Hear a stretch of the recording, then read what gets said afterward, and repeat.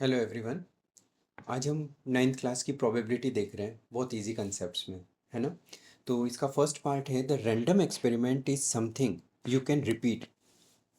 सबसे पहले प्रोबेबिलिटी में एक रैंडम एक्सपेरिमेंट वर्ड आता है। रैंडम एक्सपेरिमेंट है जिसको हम रिपीट कर सकते हैं, ठीक है। Where every time you do it the result might be different and you cannot know the outcome. हमें आउटकम पहले से पता नहीं है, उसको हम क्या बोलेंगे? Random experiment.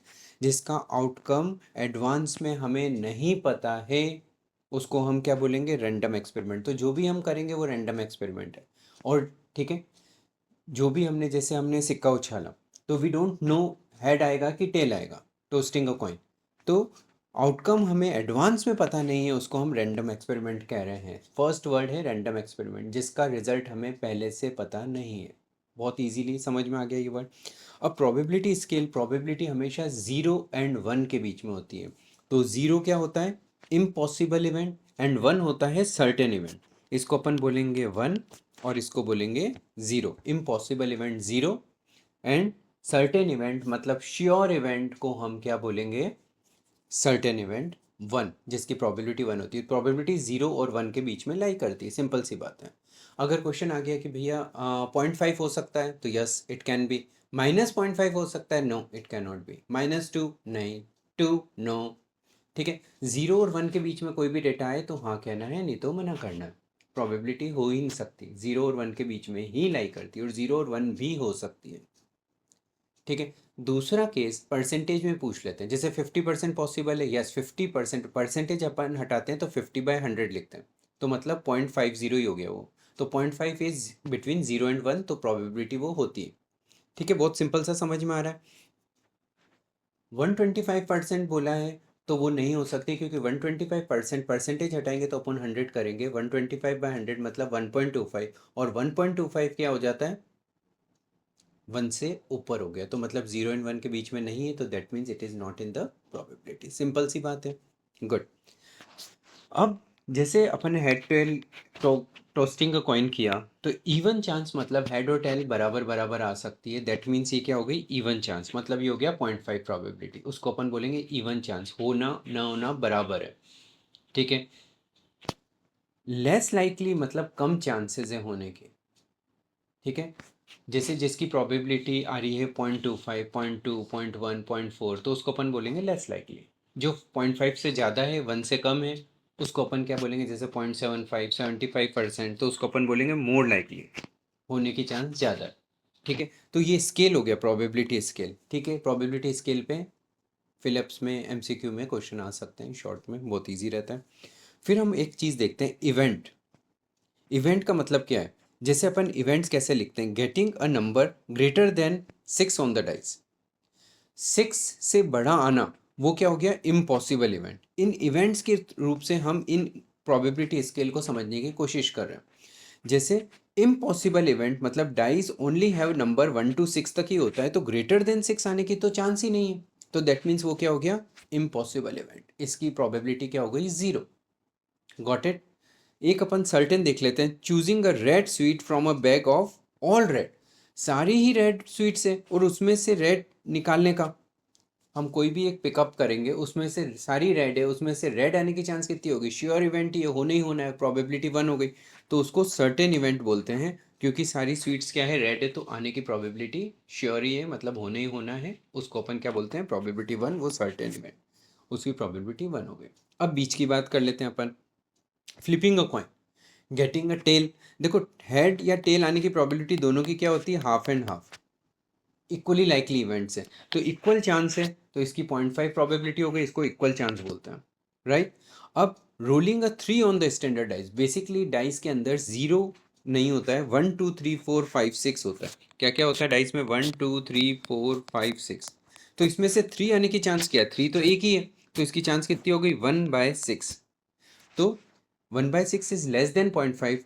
ठीक है, but not impossible. Less likely मतलब ये इम्पॉसिबल नहीं है, होगा तो सही, but as one face of all the dice, सारी डाइस 6 डाइस है, उसमें से सिर्फ एक फेस पे ही 3 लिखा हुआ है, तो उसकी होने की चांस थोड़ी कम, 50% से भी कम है, आधे से भी कम है, तो 0.5 से कम है, 1/6 आ रही है, तो इसको अपन लेस लाइकली बोलेंगे।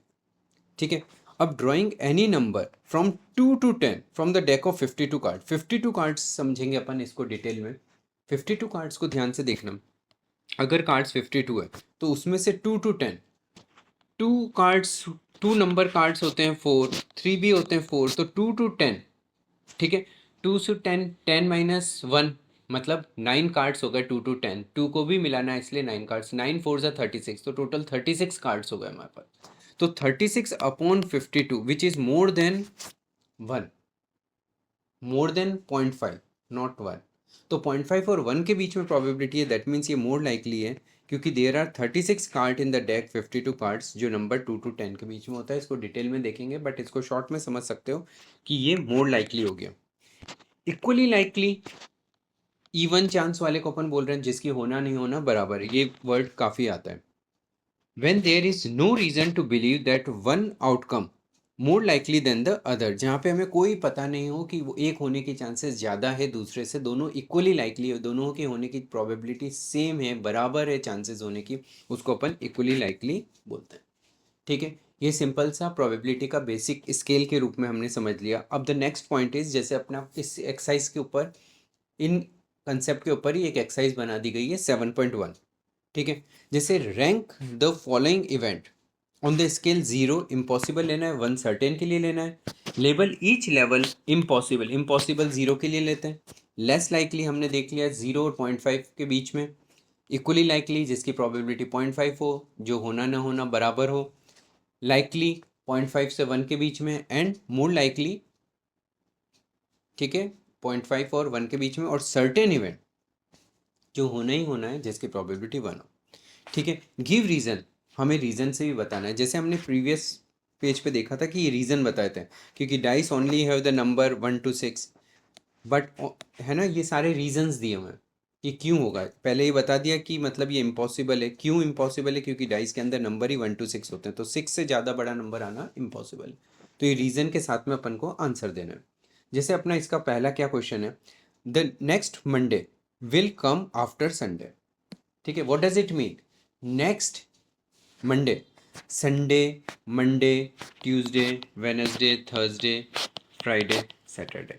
ठीक है, तो संडे के बाद तो मंडे ही आता है, तो नेक्स्ट मंडे जब भी आएगा, विल कम आफ्टर संडे, तो संडे के बाद ही आएगा, संडे के बाद आएगा। और ये तो हम जानते हैं कि संडे के बाद मंडे आता है, तो ये श्योर इवेंट है। ठीक है, तो इसके अंदर अपन क्या लिख देंगे, it is certain event. Probability इसकी क्या हो गई 1, और इसको अपन बोलेंगे इट इज़ सर्टेन इवेंट। ये क्या है? सर्टेन इवेंट है, होना ही होना है, ये सर्टेन इवेंट है। और क्यों होना है? बिकॉज यहाँ पे एक्सप्लेन कर देंगे। 7 डेज ऑफ वीक के अंदर संडे, मंडे, ट्यूसडे, वेनेसडे आता है, तो Monday will always come, Monday always comes after, किसके बाद आता है? संडे। तो therefore it is a sure event. बहुत इजीली हमने इस चीज़ को समझा दिया। Now the second question is, it will snow at Mumbai in July. देखो, जुलाई के अंदर, जून के अंदर कभी भी बारिश हो रही है, ठीक है, तो एक तो क्या होती है, वहाँ पे रेन होती है, और अगर ठंड के अंदर होती है तो ज़्यादा से ज़्यादा हेल हो सकता है, मतलब ओले गिर। तो ओले गिरना स्नो नहीं होता है। स्नो मतलब आइस के बहुत छोटे छोटे फ्लैक्स गिरना। तो यहाँ स्नो कभी भी नहीं गिरता है, तो ये क्या चीज़ हो गई? Impossible event. तो इसकी प्रोबेबिलिटी क्या हो गई? 0। इसको क्या बोलेंगे अपन? Impossible event. इम्पॉसिबल इवेंट, है ना, ये इम्पॉसिबल इवेंट होगा। और क्यों? बिकॉज इन मुंबई, अच्छा, यूएस वगैरह इस टाइप से बोलते हैं, ठीक है, तो वहाँ पे पॉसिबिलिटी है, बट यहाँ पे पॉसिबल नहीं है मुंबई में। इन मुंबई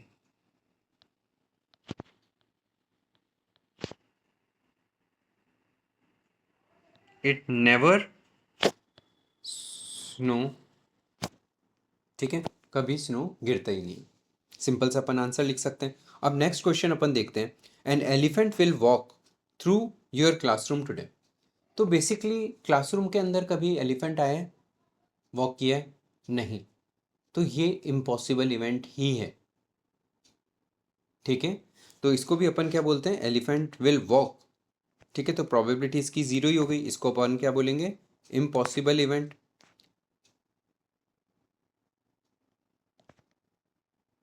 और अपन इसका रीज़न सिंपल दे सकते हैं, elephant never walk through class, classroom से कभी भी नहीं पास नहीं होता है ना।